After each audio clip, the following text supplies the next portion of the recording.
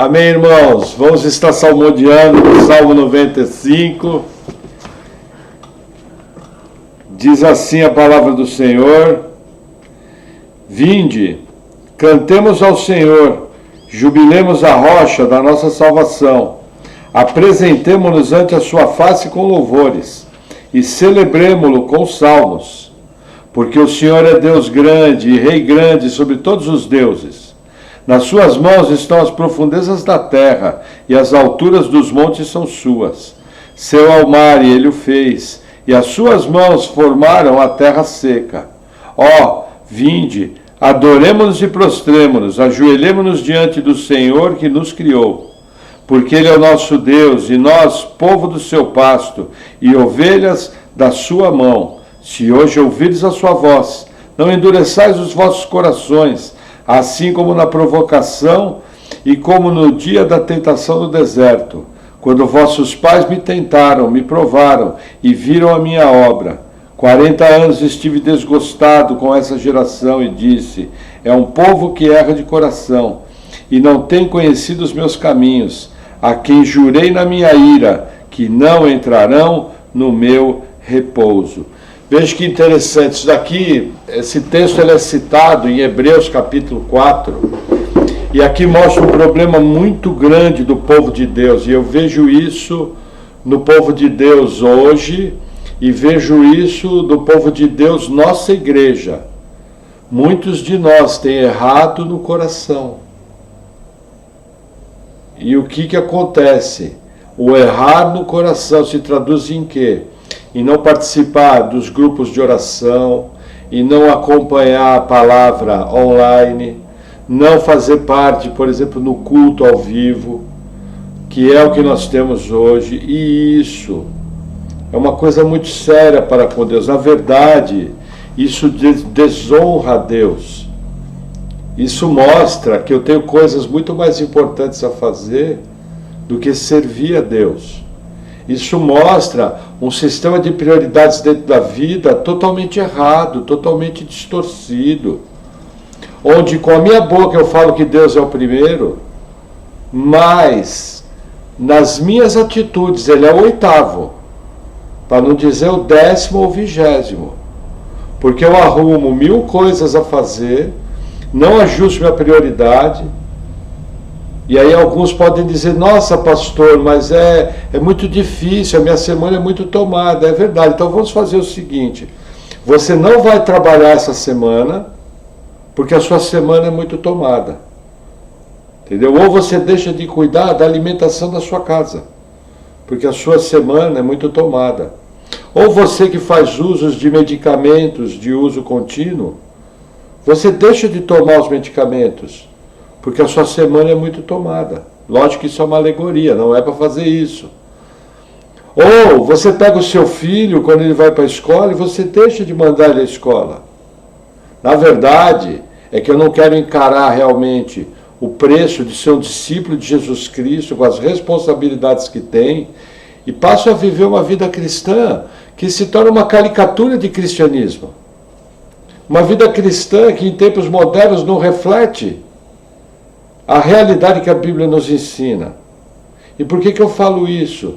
Porque ainda é tempo de colocar a mão na cabeça, ainda é tempo de ajustar, ainda é tempo realmente de se arrepender e viver uma vida cristã verdadeira, sem engano, sem enganar a si mesmo. Para esse tempo, gente, se alguém não busca Deus nesse tempo que nós estamos vivendo, eu não sei mais o que precisa acontecer para essa pessoa buscar Deus. Sinceramente, eu questionaria até a minha salvação.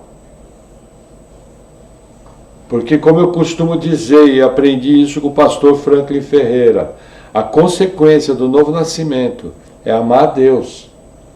Amar a Deus está diretamente ligado a uma vida de santidade, uma vida de oração, uma vida de consagração.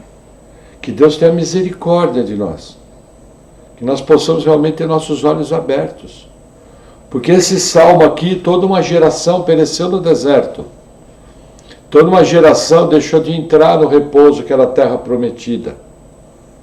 Esta teologia que eu tiro daqui é o seguinte, que muitos deixam de viver o melhor de Deus porque erram no seu coração, por uma visão de cristianismo totalmente equivocada.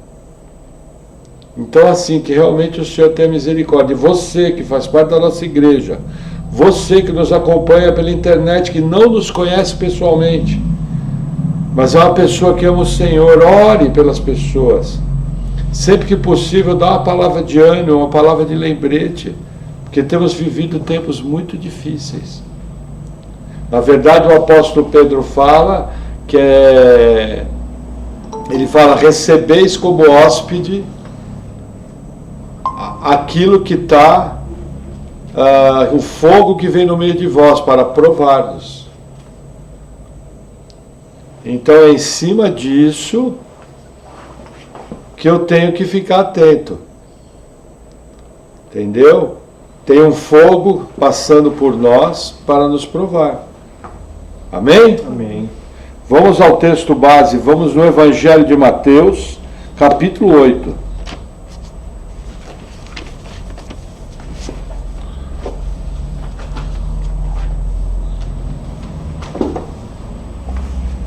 Mateus 8, versículo 23. Diz assim: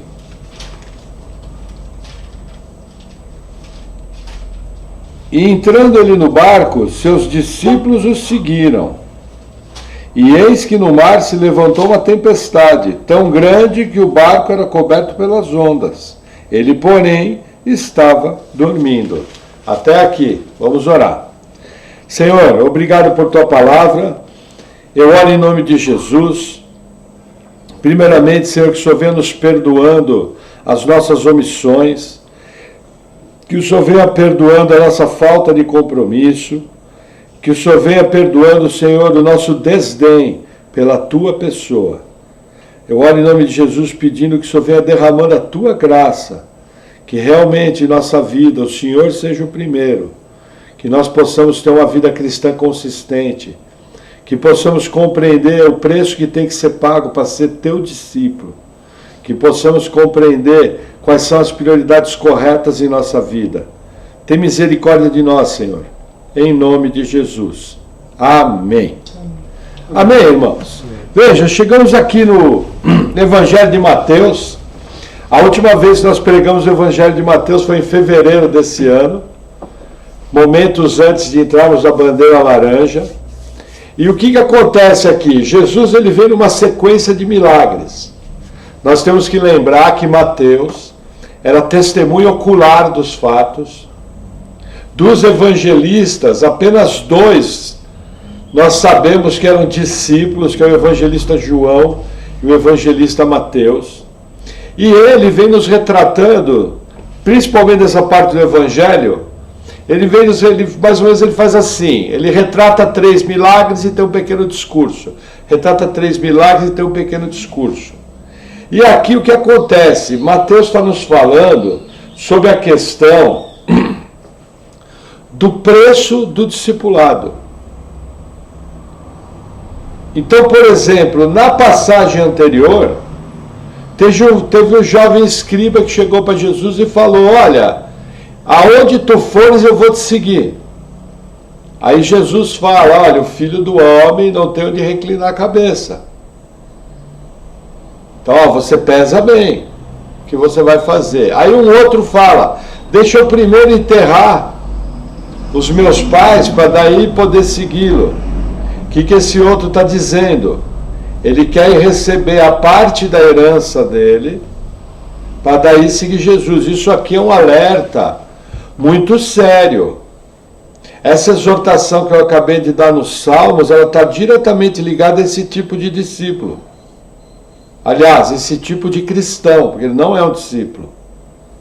Porque as pessoas estão correndo atrás do dinheiro, estão correndo atrás dos seus projetos de vida e dizendo: quando eu alcançar esse projeto de vida, eu vou servir a Jesus como discípulo. Não é assim que as coisas funcionam, não é essa a prioridade que a Bíblia apresenta. Eu faço as duas coisas ao mesmo tempo. Mas Jesus fala o quê? Deixa os mortos sepultarem os seus mortos e siga-me. Quer ver que interessante? Olha que interessante. Versículo 22 do capítulo 8. Jesus, porém, disse-lhe: segue-me e deixe os mortos sepultar os seus mortos. O que ele fez? Seguiu Jesus? Não. Por quê? Porque ele tinha interesses pessoais. É exatamente isso que nós temos feito. Eu deixo de seguir Jesus porque a minha agenda pessoal é prioridade na minha vida, ao invés de seguir a Cristo. Lembra que Jesus falou nos evangelhos? Olha, ele falou sobre carregar, andar a segunda milha. Ele falou como receber uma ofensa, dando outra face. O que Jesus falava? O preço do discipulado. Salvação é pela graça. Agora, ser discípulo de Jesus, que é uma ordem na Bíblia, é por esforço. O reino dos céus é ganho pelo esforço, e só os violentos se apoderam dele. Mostrando o estilo de vida. Veja, Pedro era empresário. André, Tiago, João eram microempresários da região de Nazaré. Pescavam no mar da Galileia. Numa cultura extremamente pobre. Mateus, Levi era coletor de impostos, um gordo salário, funcionário público. Funcionário público que ganhava muito bem do governo romano e roubava muito bem, porque os publicanos eram corruptos e ladrões. Quando Zaqueu é salvo, Zaqueu fala conforme a lei: se roubei alguém, restituirei 4 vezes mais. Veja, ninguém mais do que Levi tinha uma vida confortável, uma vida cheia de prazeres. Quando a Bíblia fala, no chamar de Levi, de Mateus e Levi são a mesma pessoa, ela fala que ele fez uma festa na casa dele. A acusação é que estava lotado de pecadores. O que eram? Pessoas que não viviam conforme a lei judaica. Então a gente percebe que Mateus tinha uma vida de prazeres, Mateus tinha uma vida social intensa. Provavelmente, Mateus tinha muitas mulheres, vivia uma vida regalada por causa do dinheiro do seu salário e do dinheiro da corrupção. E ele, ao seguir Jesus, ele abriu mão de tudo. Os outros discípulos nós não sabemos, mas, por exemplo, Paulo era de uma família rica, da cidade de Tarso, que muito cedo foi mandado a Jerusalém para estudar aos pés do rabino Gamaliel. Não era fácil sustentar. Paulo era cidadão romano, ele abriu mão de tudo. Então é muito importante eu entender o preço do discipulado cristão. Na verdade, chega um momento da vida cristã que eu preciso parar de brincadeira. Entendeu? Na verdade, eu tenho que mostrar para que vim. E Jesus é que eles põem isso, é o preço do discipulado. Porque eu tenho que entender o seguinte, que existem duas coisas à minha frente. Existe uma vida regalada e existe uma vida na qual eu vou pagar um preço por seguir a Jesus. E é o que vai começar a ser apresentado nos textos seguintes.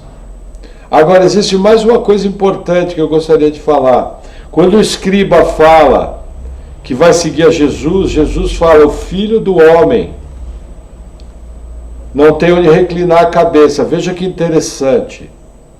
Nesse ponto do ministério de Jesus, essa terminologia, o Filho do Homem, ela aparece 81 vezes nos evangelhos. Era o termo mais usado para Jesus, para se auto-intitular como Messias. Por quê?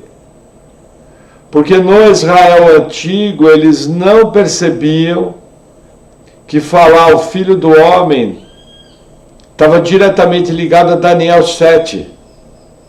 Quando eles se referiam ao Messias, eles se referiam como Cristo, o ungido. Então o que Jesus está fazendo aqui? Ele se auto-intitula como Messias, o Filho do Homem, fala isso de maneira aberta, mas fala de maneira oculta. Porque ele está numa fase do ministério onde ele não quer ser reconhecido. Por exemplo, quando ele cura um leproso, o jovem cego, cego de nascença, ele fala, não digas que fui eu que fiz. Por quê? Porque Jesus não queria incentivar nas pessoas uma atitude precipitada. O judeu tinha na cabeça a ideia do Messias libertador, que ia libertar Israel. Se Jesus não soubesse o que falava aqui, o povo ia começar uma revolta, tentando fazer ele como rei dos judeus. O único lugar da Bíblia que Jesus deixa ser aclamado como rei é na entrada triunfal em Jerusalém. É ali que Jesus aceita ser aclamado como rei, só. Então a gente percebe claramente a maneira de agir de Jesus. E olha que interessante, se nem ele se intitulava como Messias, usando o termo Filho do Homem, pedir para alguém abrir mão de uma herança para ser seu discípulo é um teste enorme. Uma coisa é eu seguir a Deus abertamente. Outra coisa é eu seguir um rabino de 30 e poucos anos que fala coisas muito interessantes. Mas aquela estratégia da pedra de tropeço. Só seguiu quem tinha que seguir e pagou o preço por isso. Amém? Amém. Vamos lá, vamos avançar um pouquinho. Versículo, vou reler o 23. E entrando ele no barco, seus discípulos o seguiram. O que acontece? Havia uma grande multidão em volta de Jesus. Essa multidão começou a apertar Jesus. O que Jesus fez? Ele entra no barco para ir para o lado oriental do lago. Aí ele entra nesse barco e os discípulos entram junto para atravessar o barco. Olha que interessante, a multidão ficou aonde? Na praia, vendo o barquinho ir embora. Ninguém pulou na água e foi a nado. E aí acontece o seguinte, versículo 24. E eis que no mar se levantou uma tempestade, tão grande que o barco era coberto pelas ondas. Ele, porém, estava dormindo. Aqui é muito interessante porque, veja, geograficamente a região é interessante. Na entrada do Mar da Galileia tem o Monte Hermon. Ele está a 2.800 metros de altura. É muito alto. O Mar da Galileia está a 200 metros abaixo do nível do mar, o que dá um desnível de 3.000 metros. E fora uma garganta na entrada do Mar da Galileia. O que acontecia? Vinham os ventos do norte, eles entravam na garganta, aceleravam, porque é assim que a funila acelera, e provocavam violentas tempestades no Mar da Galileia. E uma dessas tempestades pegou o barco. O curioso é o seguinte, a maioria dos discípulos era o quê? Pescadores. Jesus era carpinteiro, não era especialista no mar. Curiosamente, Jesus dormia. O Evangelho de Marcos fala que ele dormia deitado sobre uma almofada na polpa do barco. Tranquilo, mostrando que aqui está uma coisa interessante. Jesus dormindo aqui mostra a humanidade de Jesus. Alguns teólogos até entendem que o cansaço das viagens, das pregações, trazia um cansaço físico para Jesus. E para você entender a profundidade do sono que Jesus dormia, que o barco começou a ser coberto pelas ondas e ele não acordou. E aí acontece um negócio interessante, versículo 25. E os seus discípulos, aproximando-se, o despertaram dizendo: Senhor, salva-nos, que pereceremos. Aqui é bem interessante, veja, pescador pedindo para carpinteiro salvar eles da tempestade. É uma coisa bem interessante isso aqui. O que mostra? O fato de eles usarem a palavra Senhor já mostra que eles reconheciam algo muito especial em Jesus. E de alguma maneira que a Bíblia não cita, eles sabiam que Jesus poderia livrar eles daquela situação. Eles eram pescadores experientes. Mas eles clamaram a Jesus. Aqui você vê uma diferença, e eu vi alguns teólogos falarem disso. Veja, o discípulo entrou no barco. O que ele encontrou? Um baú de dinheiro? Não, ele encontrou uma tempestade vindo de cara com ele para afundar o barco. É bem interessante isso aqui. E a multidão estava onde? Quando começou a tempestade, a multidão teve algum risco de vida? Não, a multidão estava tranquila. Quando viu o barquinho ir embora, provavelmente foi indo para casa. Alguns ficaram conversando, outros que talvez tinham algum vível, eles sentaram na praia do Mar da Galileia, foram fazer um piquenique. Outros devem ter ficado discutindo, pô, que palavra, né, que Jesus... Tudo isso são conjecturas. Mas os discípulos não, viram sua vida em risco. O que eu tenho que entender aqui? Veja, com a entrada do pecado no mundo, o mal e as catástrofes, eles vieram de maneira muito forte. Essa tempestade nada mais é que uma das consequências da entrada do pecado no mundo. Lógico, ela só aconteceu por determinação de Deus. Nós temos que entender que todas as catástrofes acontecem porque Deus assim determinou. Vulcões, terremoto, tsunami, tempestade.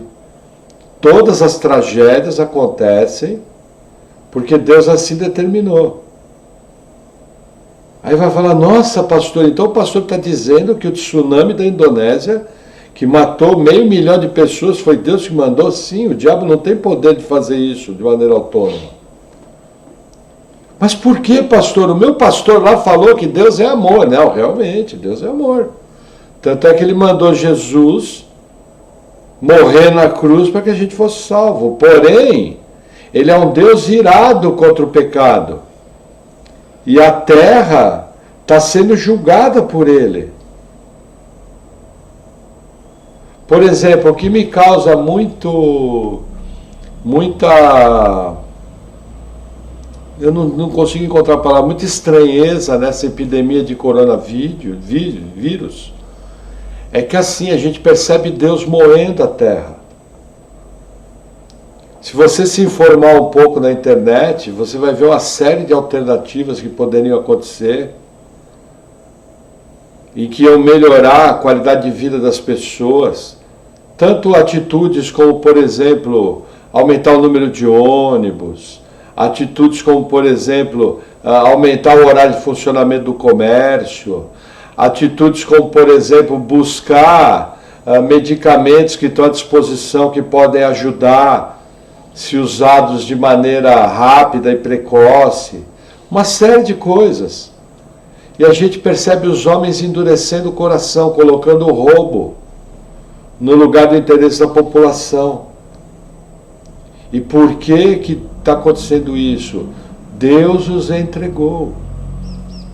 Deus está julgando a terra. Como nós estudamos em Apocalipse, os cavaleiros estão cavalgando. É uma coisa muito séria. Então, assim, quando a gente vê esse tipo de coisa acontecer, é muito importante a gente se segurar na cadeira. Ficar atento, como se diz popularmente, ficar pianinho. Porque o bicho está pegando.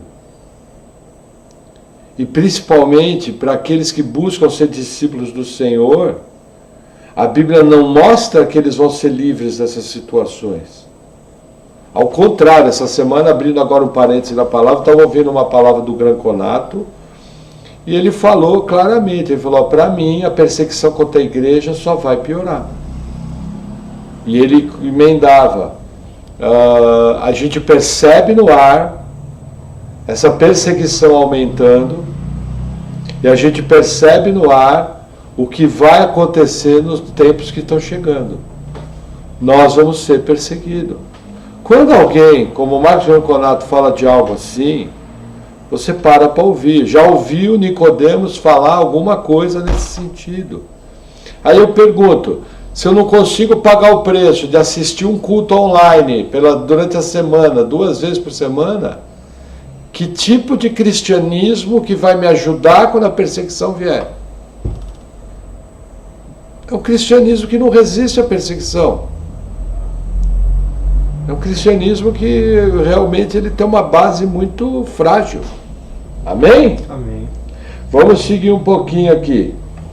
Versículo, vou reler o 25 para dar uma ideia, aqui dentro do meu esboço. E os seus discípulos aproximaram-se e despertaram, dizendo: Senhor, salva-nos, que pereceremos.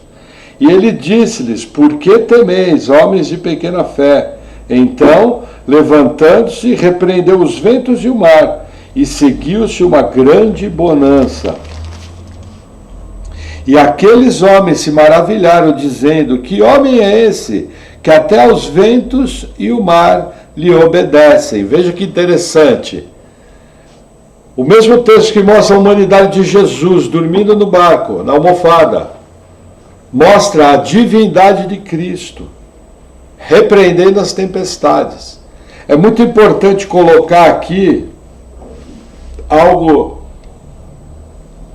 no texto de Lucas. O verbo usado aqui é repreender. E esse verbo é o mesmo verbo usado para repreender demônios.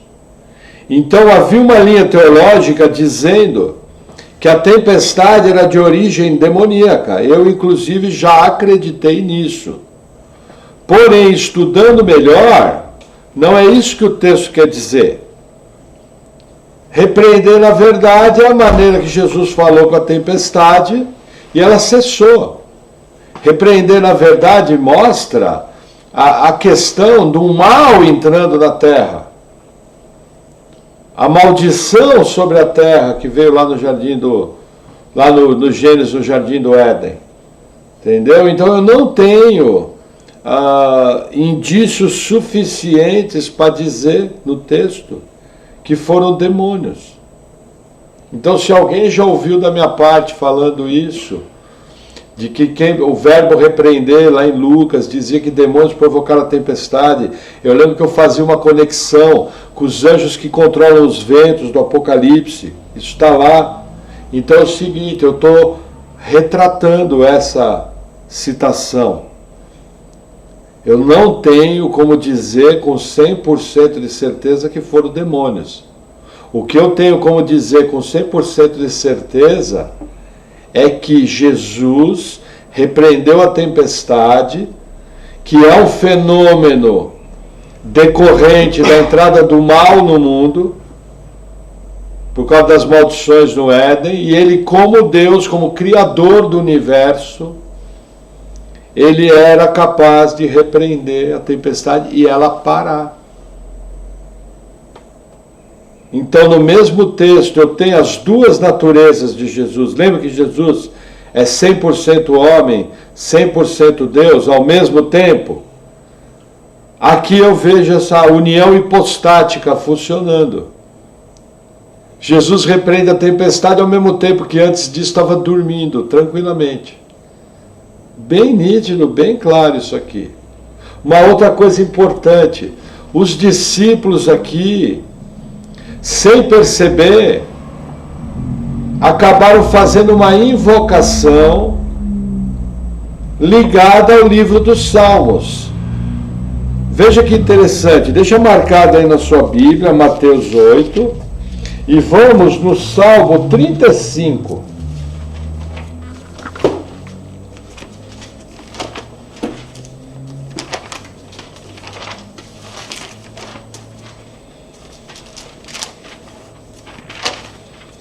Veja, nós precisamos tomar muito cuidado para essa questão de representações de Jesus no Antigo Testamento. Existe gente que quer ver Cristo em todos os textos, mas eu tenho que tomar cuidado o seguinte: existem salmos que são salmos reais, falando de Davi, de um rei terreno, e que tem alguns elementos que podem ser usados para apontar Cristo. E existem salmos messiânicos. Então eu preciso tomar cuidado, não posso sair vendo Jesus em qualquer salmo. Existem linhas teológicas que quer ver Jesus em qualquer lugar, não é esse o caso. Mas olha que interessante o que o Salmo 35, versículo 23 diz. 35, 22. Tu, Senhor, os tem visto. Não te cales, Senhor, não te alongues de mim. Desperta e acorda para o meu julgamento, para a minha causa. Deus meu e Senhor meu, julga-me segundo a tua justiça, Senhor Deus meu, e não deixes que se alegre de mim. O que esse salmo está falando? De Deus ter a lembrança do seu povo. O que os discípulos fizeram? Recorreram a Jesus. Agora, os outros salmos aprofundam mais ainda. Salmo 44. E aqui a coisa fica esquisita. Salmo 44, 23. Diz assim: Desperta, porque dormes, Senhor. Acorda, não nos rejeites para sempre. Por que escondes a tua face e te esqueces da nossa miséria e da nossa opressão? Pois a nossa alma está abatida até o pó, o nosso ventre se apega à terra. Levanta-te em nosso auxílio e resgata-nos por amor das tuas misericórdias. Veja, aqui já começa a retratar a situação dos discípulos. Agora tem um salmo, que é um salmo de ouro, para retratar essa passagem. Salmo 107. Na verdade, eu fiquei impressionado quando vi esse salmo aqui. Salmo 107, nós vamos ler a partir do versículo 23. Olha que legal. Salmo 107, 23. Diz assim: Os que descem ao mar em navios, mercando nas grandes águas, esses veem as obras do Senhor e as suas maravilhas no profundo. Pois ele manda e se levanta o vento tempestuoso que eleva suas ondas. Sobem aos céus, descem aos abismos, e a sua alma se derrete em angústias.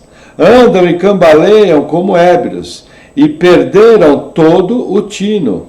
Então clamam ao Senhor na sua angústia, e Ele os livra das suas dificuldades. Faz cessar a tormenta, e acalmam-se as suas ondas. Então se alegram, porque se aquietaram. Assim os leva ao seu porto desejado. Louvem ao Senhor pela sua bondade, e pelas suas maravilhas para com os filhos dos homens. Aconteceu exatamente isso com os discípulos.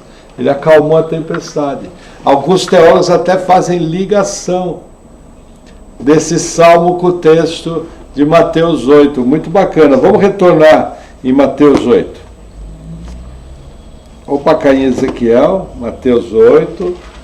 Vamos seguir a nossa leitura. Versículo 29. Diz assim. Não, versículo 27. Isso. E aqueles homens se maravilhavam, dizendo: que homem é esse, que até os ventos e o mar lhe obedeceram? Gente, isso aqui é uma coisa muito séria. Por exemplo, quando tem tempestade aqui em casa, granizo, a primeira coisa que a gente faz, a gente ora: Senhor, vem repreendendo todo o mal, vem desfazendo toda a tempestade, vem livrando os irmãos. Não permita que haja destruição. Antigamente, quando nós éramos numa outra corrente teológica, a gente estufava o peitinho e, cheio de arrogância gospel, eu falava: nós repreendemos toda a tempestade, em nome de Jesus, nós cancelamos todo o mal, em nome de Jesus. Então a gente vinha todo cheio de marra, porque diziam para nós que você tinha autoridade para, no nome de Jesus, repreender a tempestade. Até o dia que eu fui questionado qual que era o texto que dizia que eu tinha essa autoridade. E aí o pessoal falava, não, quando Jesus fala em meu nome, pegarão serpentes e escorpiões. Lógico, aquele texto está falando de demônios. Aquele texto está falando da autoridade que a igreja tem de repreender demônios. Mas não tem tempestade ali. Tem alguma mariposa, em meu nome pegarão serpentes, escorpiões e mariposas. Não. Eu acho que é muito importante, quando acontece uma tempestade, acontece alguma coisa errada, é muito importante você orar, Senhor, livra-nos desse mal, acalma a tempestade. Isso é uma oração messiânica aqui do Salmo que nós acabamos de ler. Esse Salmo 107 nos dá autoridade para rogarmos a Deus que Ele nos livre dos intempéries naturais. Porque somente Ele pode livrar, se Ele não tiver misericórdia.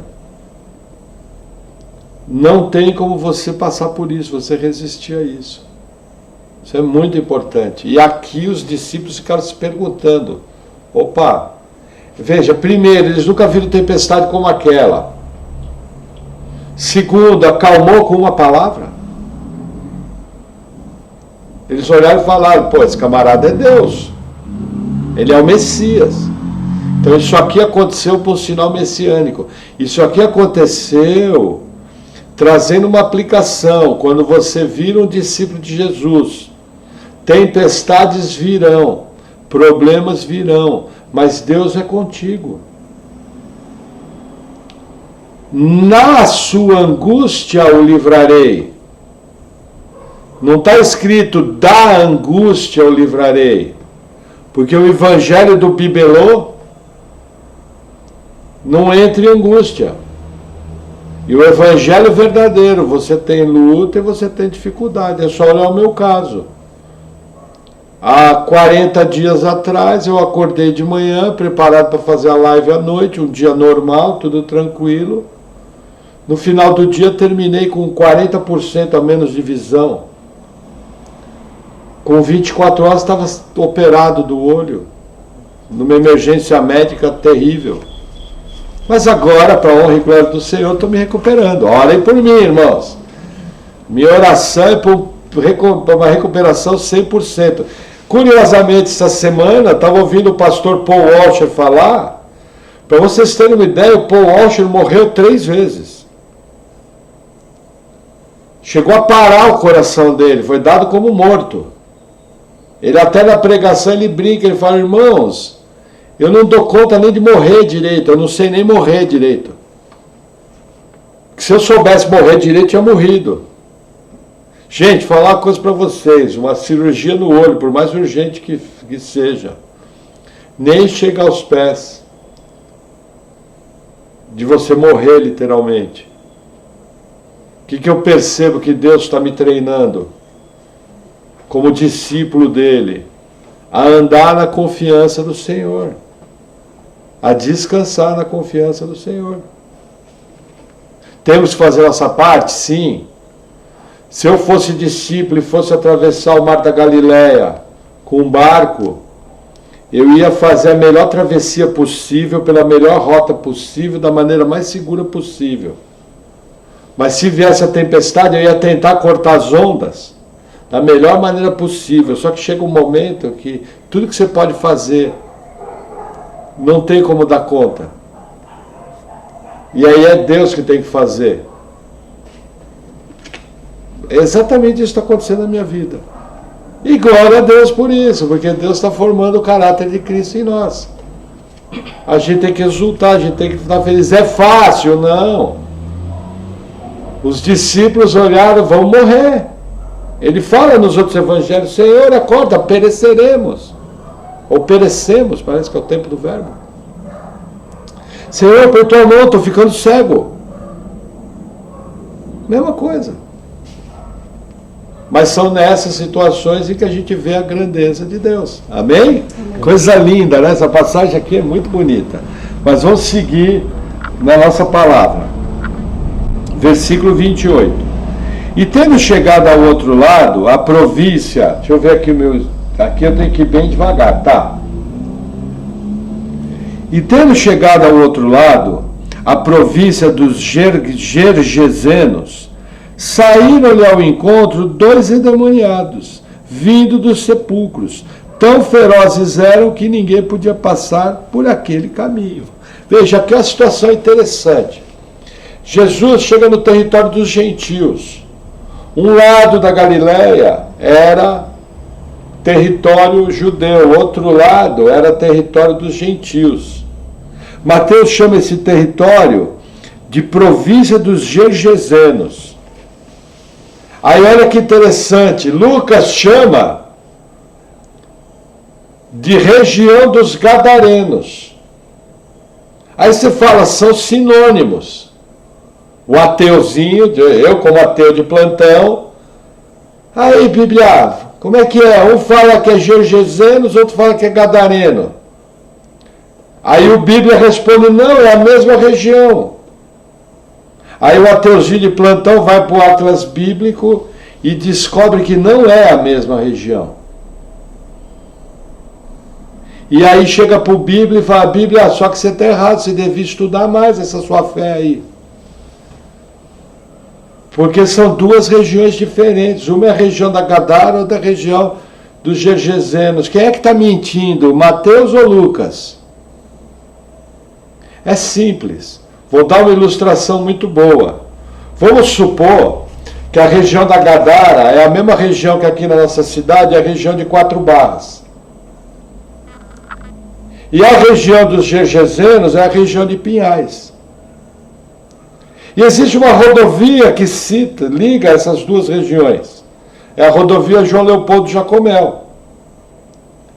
Aí, eu estou falando da região que a rodovia ocupa.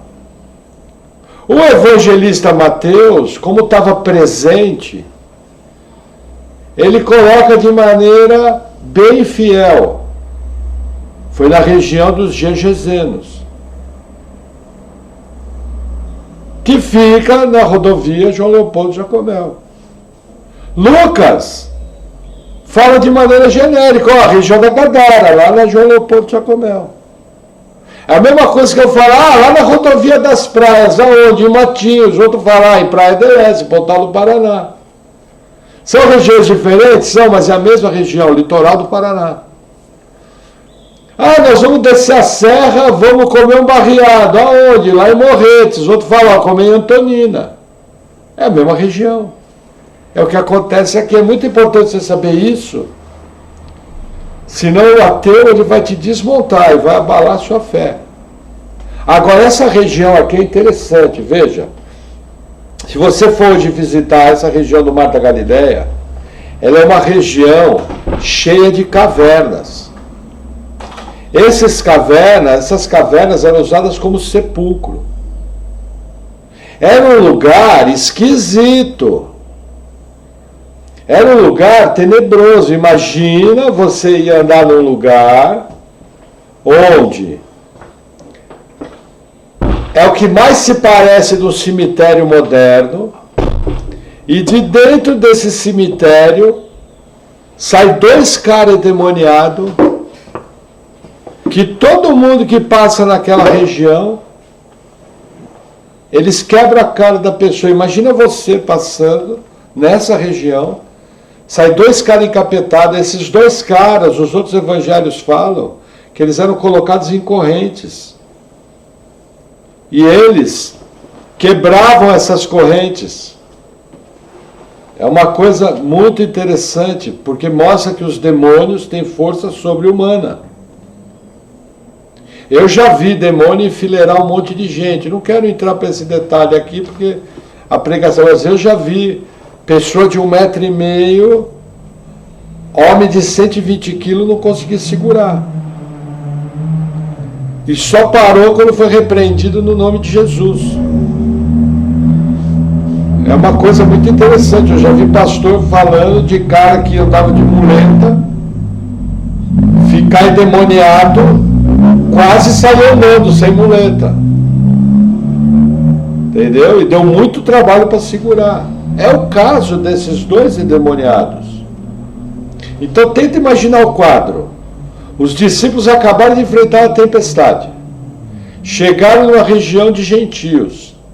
Ao chegar nessa região de gentios, saem dois caras endemoniados dos túmulos. Esses dois caras endemoniados eram famosos. Tanto é que os 3 evangelistas citam essa passagem. E eles sabiam que esse pessoal quebrava a cara, e eles sabiam que esse pessoal nem corrente segurava. Eu lembro uma vez, eu tive uma situação bem interessante. Você tem situações que são inusitadas, né? Que ou você confia em Deus ou não. Uma vez eu fui fazer um aconselhamento para uma pessoa, e a pessoa tinha quase 2 metros de altura. E era uma pessoa que eu conhecia o histórico daquela pessoa, extremamente violenta.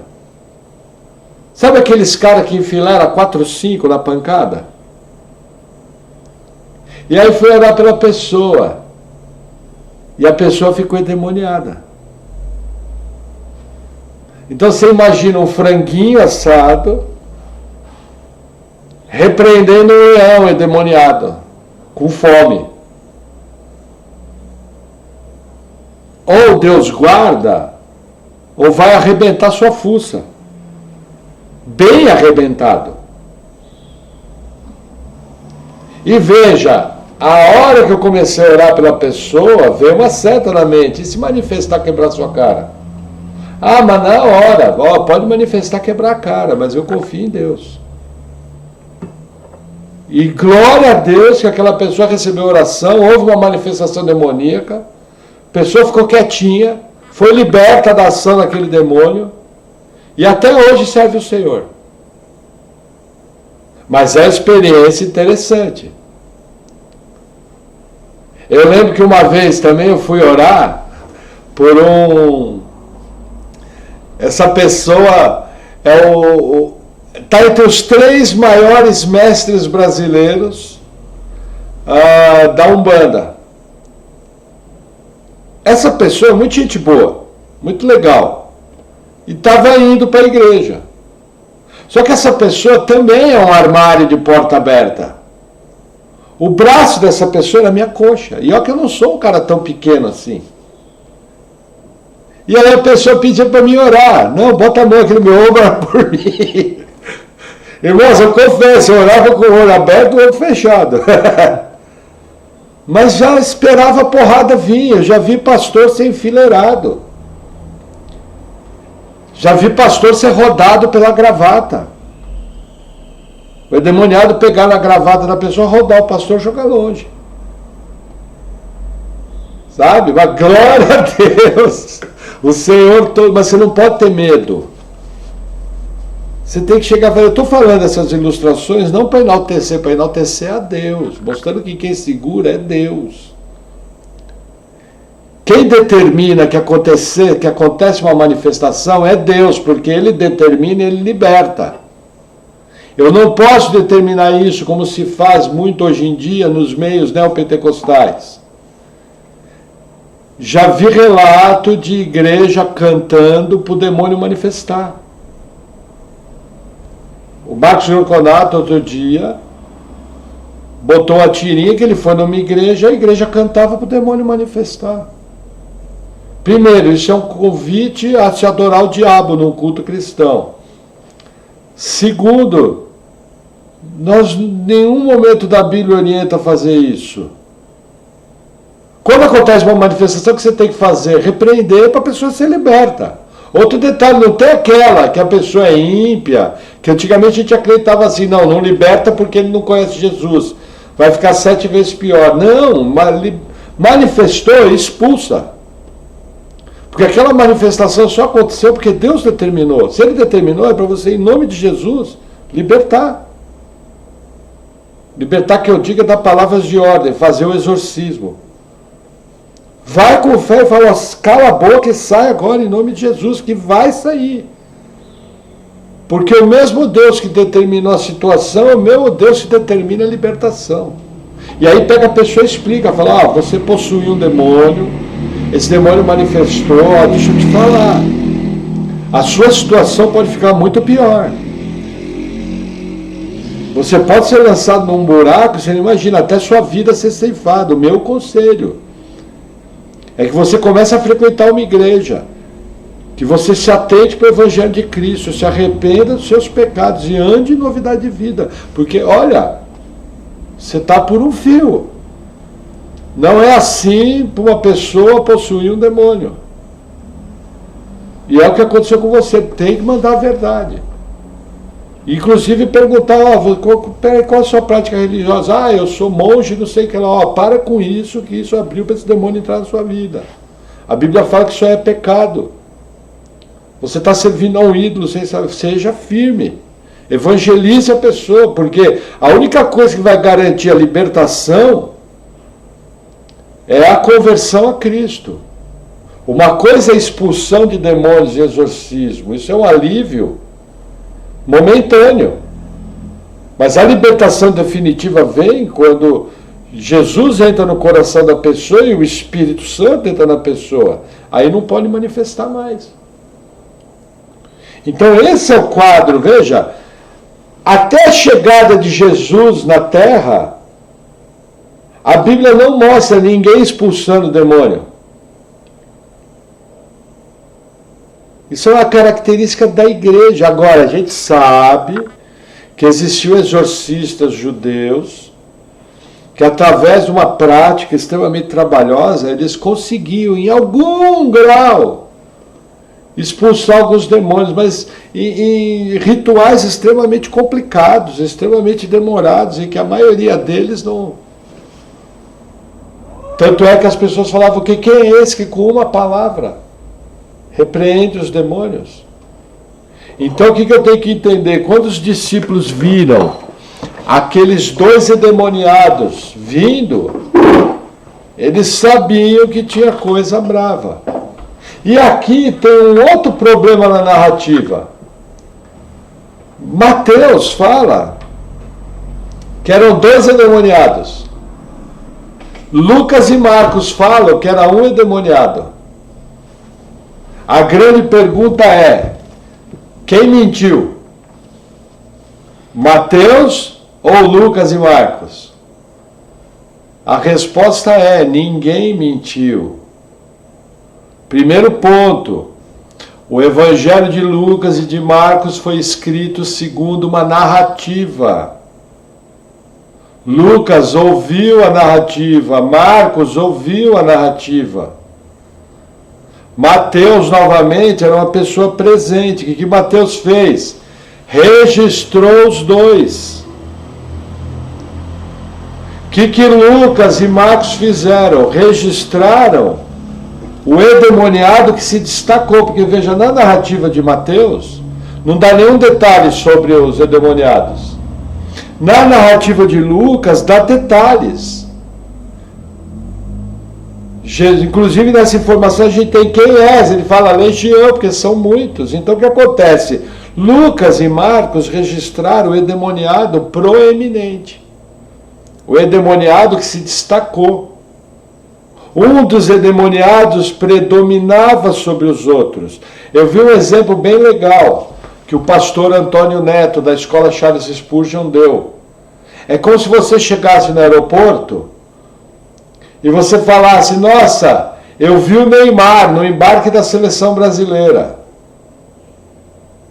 E aí a sua esposa, quando chegasse ao seu destino, falava, nossa, nós vimos a seleção brasileira no aeroporto. Quem está mentindo, o marido ou a mulher? Nenhum dos dois. O detalhe é que o marido falou da figura mais proeminente, que é o Neymar. A esposa falou do encontro com a seleção brasileira. Foi o que aconteceu. Mateus, ele dá o quadro inteiro. 2 endemoniados. Lucas e Marcos dão o quadro do endemoniado que se destacou. E isso é muito comum, porque Lucas e Marcos, eles ouviram as histórias para colocar no papel. Mateus era testemunha ocular. Isso é uma coisa importante falar. Os ateus dizem que a Bíblia não tem credibilidade.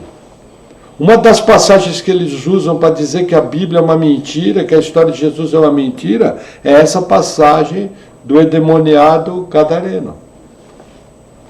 E eles usam esses argumentos. Se você não souber, sua fé vai derreter que nem água. E você vai ser engolido.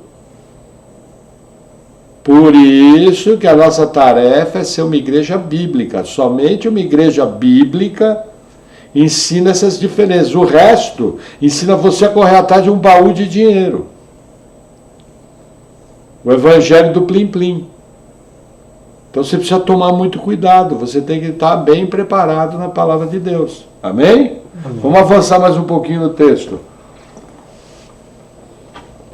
Evangelho de Mateus, capítulo 8, versículo 29. Olha que interessante. E eis que clamaram, dizendo: que temos nós contigo, Jesus, Filho de Deus? Vieste aqui atormentar-nos antes do tempo? Olha que interessante.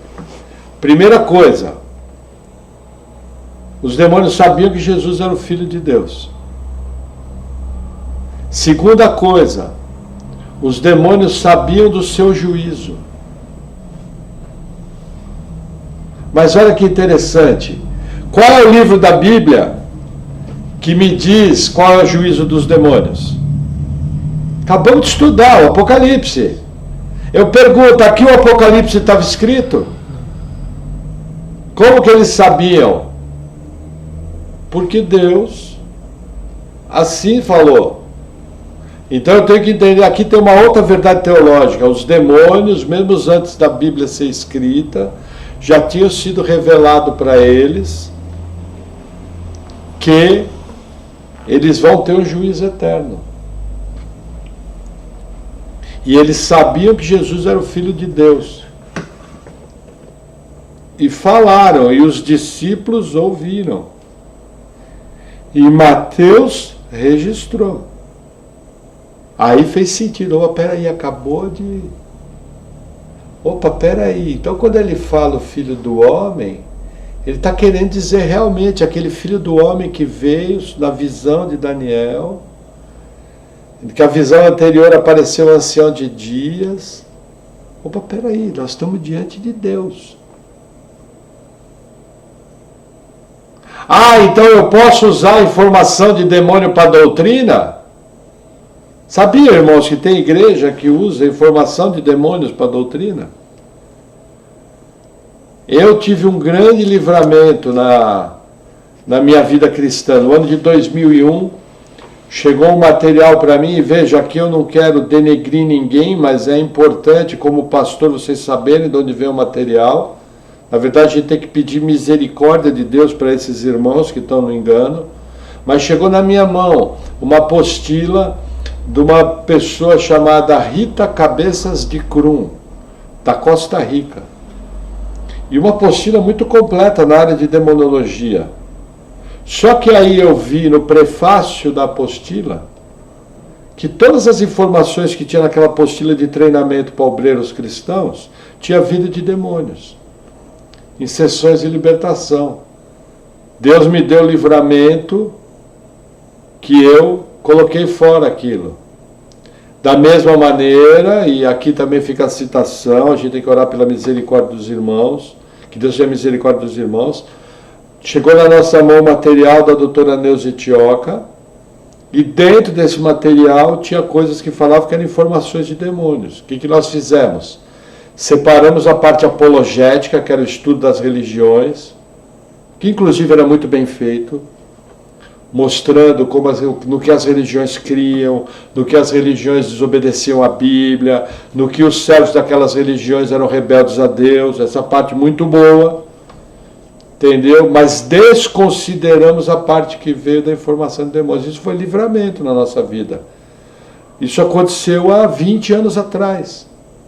Nós não tínhamos tanta experiência assim na palavra. Éramos, bem dizer, novos convertidos, 1 ano de convertido.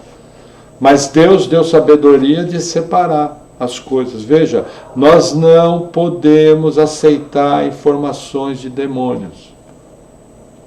O que as igrejas neopentecostais fazem, entrevistando pessoa endemoniada, é um pecado extremamente sério. Veja, elas estão transformando o culto numa sessão espírita, porque é nas sessões espíritas que demônios são autorizados a falar, e elas estão cometendo o segundo pecado. De maneira involuntária, estão transformando o endemoniado em médium. Porque o que o médium faz? Ele é um canal de comunicação de demônios. 2 pecados gravíssimos. E se você vê uma coisa dessa, irmãos, fuja disso. Isso é uma coisa muito séria. É um falso ensino extremamente sério. E as igrejas hoje, elas dão uma ênfase muito grande. Vou ficar aqui na área da demonologia, para não entrar em outras áreas. Senão tinha que falar até meia-noite. Mas não existe nenhuma orientação. O que Jesus está querendo nos ensinar? Lá no texto de Lucas 8, ele está querendo nos ensinar que muitos demônios podem possuir um homem. Aliás, um homem pode possuir muitos demônios. Essa é a terminologia certa. Porque eles falam que é legião. E no texto aqui nós vamos ter indícios da quantidade de demônios. O que eu tenho que entender? Outra importante informação teológica. Os demônios têm personalidade. O que eu tenho que entender? Os demônios têm capacidade de raciocínio. O que eu tenho que entender? Mais à frente eu vou ver. Os demônios, eles têm vontade. Eles pedem para Jesus, não nos mande para o abismo. Os demônios têm consciência da realidade do mundo espiritual. Eles conhecem o abismo. Que Apocalipse 9, versículo 4 fala. Então aqui, na verdade, é um dos textos de maior riqueza na área de angiologia da Bíblia, entendeu? Em especial a demonologia. Tem muita informação aqui, entende? Mas o texto continua. Versículo 30. E andava pastando distante deles uma manada de muitos porcos.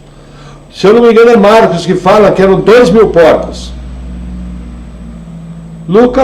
Mateus coloca muitos porcos.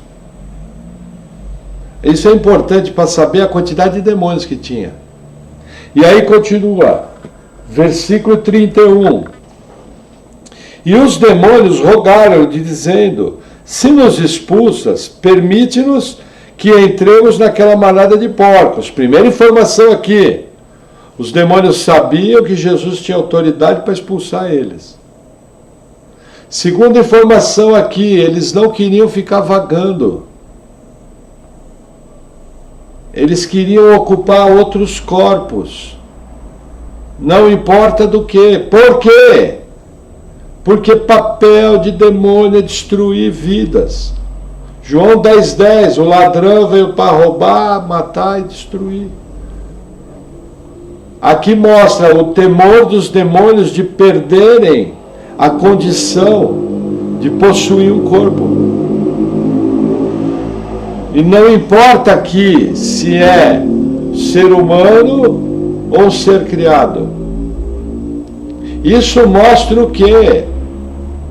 Guardadas determinadas circunstâncias, demônios podem possuir animais. Segundo um decreto de Deus. Por quê?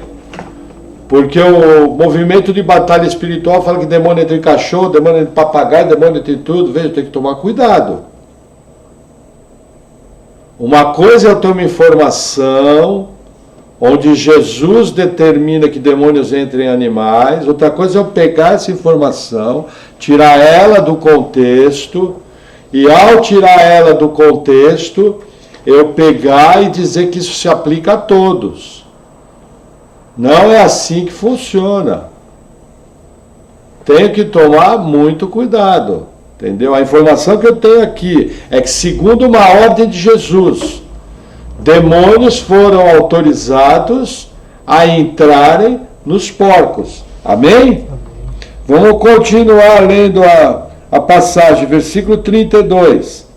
E ele lhes disse: ide. E saindo eles, se introduziram na manada dos porcos. E eis que toda aquela manada de porcos se precipitou no mar, por um despenhadeiro, e morreram nas suas águas. Veja que interessante, aqui é uma coisa muito séria. O que eu aprendo aqui? Primeiro, o ímpeto mortal desses demônios. Eles mataram os porcos.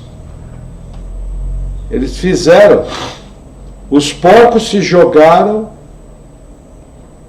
do desfiladeiro. Uma manada de 2.000 porcos.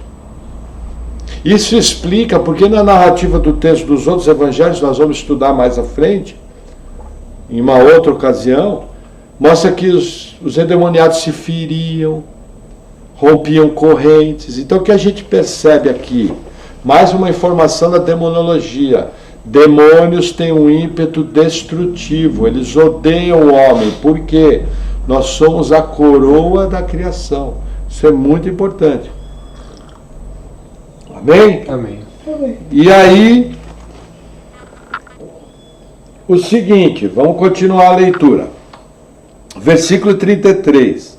E aqueles que os apacentavam fugiram, e indo à cidade divulgaram todas essas coisas, e o que acontecera aos endemoniados. E eis que toda aquela cidade saiu ao encontro de Jesus. Vendo, rogaram-lhe que se retirasse dos seus termos. Veja, aqui tem uma coisa interessante. Veja, os porqueiros, eles foram à cidade e contaram o que aconteceu, e em especial, que os endemoniados foram libertos. E aqui surge uma dúvida muito interessante. Deus não é bom? Deus não é amor? Quantos porcos morreram? 2.000. Você sabe quanto custa um porco? Um porco, ele custa em média hoje R$1.000. Um porco dá para sustentar uma família normal por pelo menos 4 meses. Por que Deus, que é amor, autorizou que 2.000 porcos, no valor de R$2 milhões, se matassem e tirassem o sustento por 4 meses de 2.000 famílias? Como um bom ateu, eu já ia chegar e falar: "Ei, Bibiana, o Deus que você serve aí não é amor? Então por que ele tirou o sustento de 2.000 famílias por 4 meses? Porque ateu que se presta tem que ser assim, né? Tem que ser dos bons. Não é uma boa pergunta? É uma excelente pergunta. Mas o próprio texto me explica o que aconteceu aqui. Veja que interessante. Quando você estuda a região da Gadara, você percebe que essas manadas de porcos eram muito comuns. Que como gentios eles podiam comer porcos. E porco reproduz muito. Uma porca dá tranquilo 12, 13 leitões. E alimentar porcos é muito fácil. Ainda mais porcos pastando, soltos. Então o que acontece? Porco, na época, era a proteína mais barata que tinha.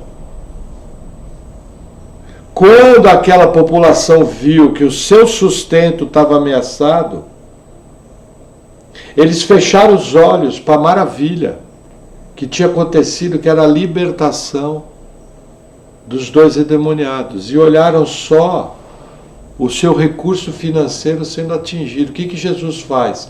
Ao decretar que os porcos morressem, Jesus estava nos mostrando aonde que estava o coração daquelas pessoas. Veja, tem gente que quer dizer, tem uma linha teológica que defende o seguinte, que Jesus autorizou ir para os porcos porque os demônios anseiam por corpos físicos. Em parte é verdade, mas veja, Jesus sabia que os porcos iam morrer. E demônio não possui morto. Entendeu? Então não é isso. Jesus está nos mostrando nos 2 versículos finais, veja, aquela população tinha que ter ficado maravilhada de que os 2 endemoniados, que eram notórios na região, tinham sido libertos. Quando eles encontraram os endemoniados, outro evangelho fala que eles estavam vestidos e curados. Um deles até fala, eu quero te seguir.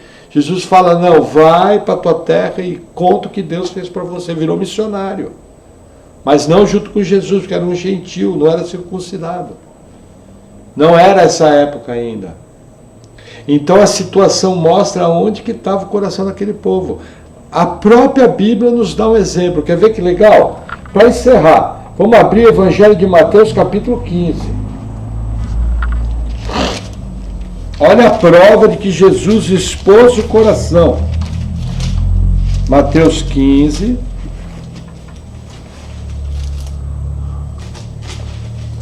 Veja, os irmãos não pensem muito sobre mim, que o nosso irmão teve maior revelação. Não, isso aí eu aprendi com o irmão D.A. Carson. Ele é que dá essa definição. Quando eu li isso, eu falei, nossa, fechou.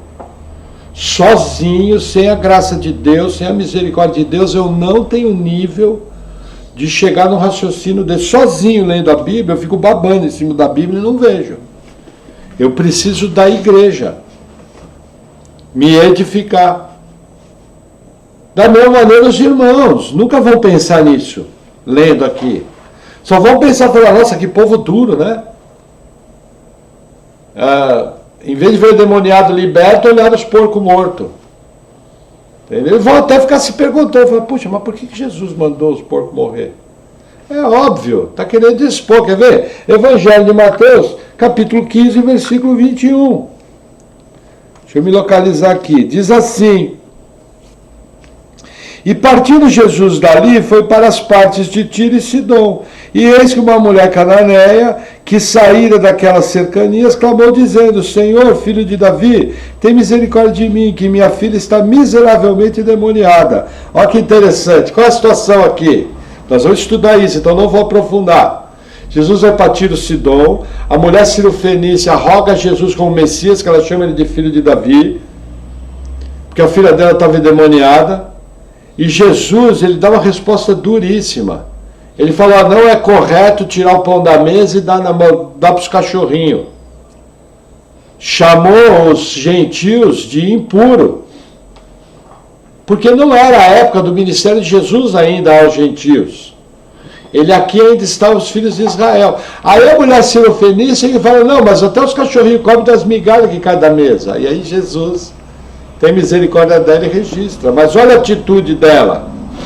Ela podia chegar a falar, nó cego me chamou de cachorra. Eu vou embora. Isso aí não é Messias, coisa. Eu chamo ele de filho de Deus e ele me trata que nem cachorro. Não, ela pegou firme com Jesus. E o que aconteceu? Aconteceu um milagre. Coração diferente dos gadarenos. Quer ver uma outra região também interessante? Evangelho de João, capítulo 4. Texto bem conhecido. João 4.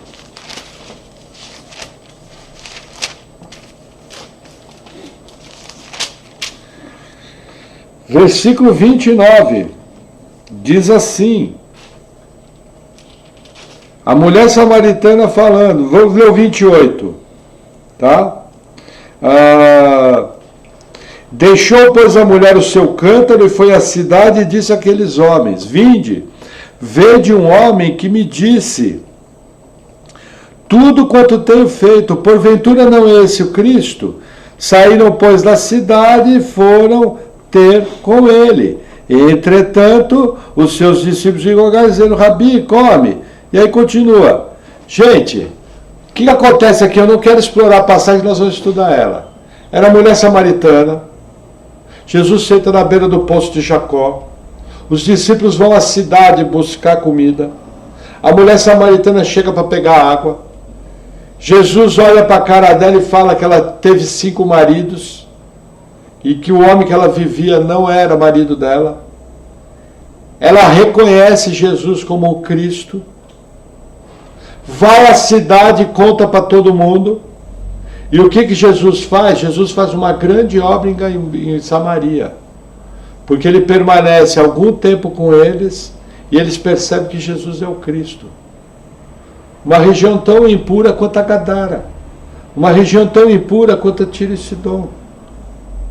Para mim, isso é a prova taxativa que Jesus estava querendo mostrar em relação aos endemoniados gadarenos. Esse povo está de olho no dinheiro, não quer saber do amor de Deus, não quer saber da obra de Deus. E a pergunta que fica aqui essa noite para vocês, essa pergunta é para a Igreja Batista Patmos e para todos aqueles que nos acompanham.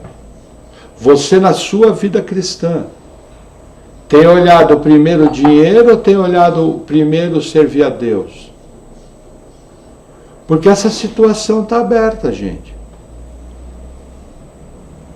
Até hoje, essa pergunta que foi feita aos gadarenos, aos da região da Síria e da Fenícia, de Tiro e Sidom, e aos da região de Samaria, ela está sendo feita para nós hoje.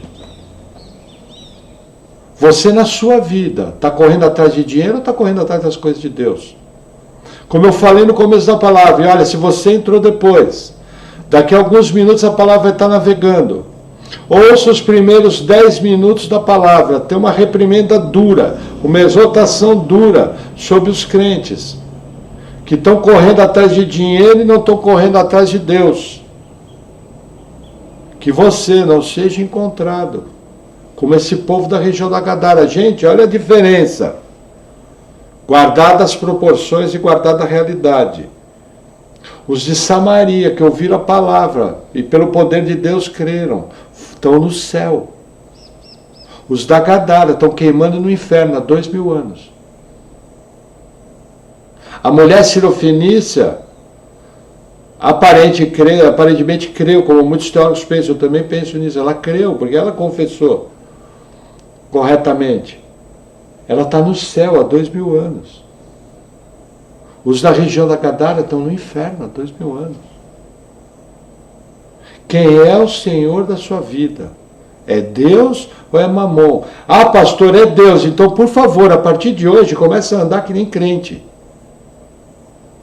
A partir de hoje, mostra para mim que a sua fé é uma fé verdadeira, não é uma fé hipócrita, não é uma fé mentirosa, não é o tipo de fé que vai levar você para o inferno. Porque se realmente você nasceu de novo, o seu papel é congregar, é orar, é estar junto, é estar firme. Ah, pastor, mas eu não gosto de congregar online. Legal, preferia ser pregado na cruz? Preferia ficar na situação dos endemoniados gadarenos? Tem muita coisa pior que acontece. Gente, é tempo de parar de brincar. A gente ouve um monte de gente, por exemplo, eu estava ouvindo Paulo Júnior. Paulo Júnior é o seguinte: volta de Jesus está aí. Hernandes Dias Lopes é o seguinte: a volta de Jesus está aí. Marcos Ronconato é o seguinte: a perseguição contra a igreja vai aumentar. Reverendo Augusto Nicodemos é o seguinte: a perseguição vai aumentar. Dias ruins estão chegando. Vai chegar um momento que nós vamos virar inimigo do Estado. Nós não sabemos, Deus deu livramento para a gente até agora, mas algum de nós pode pegar Covid e morrer. E como você vai chegar diante do Senhor? Como é que vai ser? Nós temos claramente diante da gente duas atitudes. Ou a atitude de buscar Jesus, buscar não somente o seu braço, mas buscar o seu coração. Ou de ficar aqui vivendo minha vida e enganando a mim mesmo, dizendo que eu sou crente.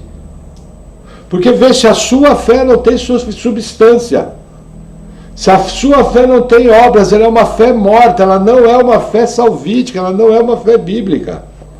Vou te dar a prova, nossa igreja existe há 7 anos. Chegamos a ter reuniões aqui com 59 pessoas. A maioria deles saiu. Eu pergunto, quem está fora da igreja está mostrando que tem uma fé que salva? Ou que teve uma fé temporária, que nem a parábola do semeador? Na parábola do semeador, tem gente lá, recebeu a fé com alegria, estava firme. Quantos que estavam firmes, que a gente olhava para o lado e falava, nossa, essa pessoa está congregando, hoje a pessoa está vivendo o pecado.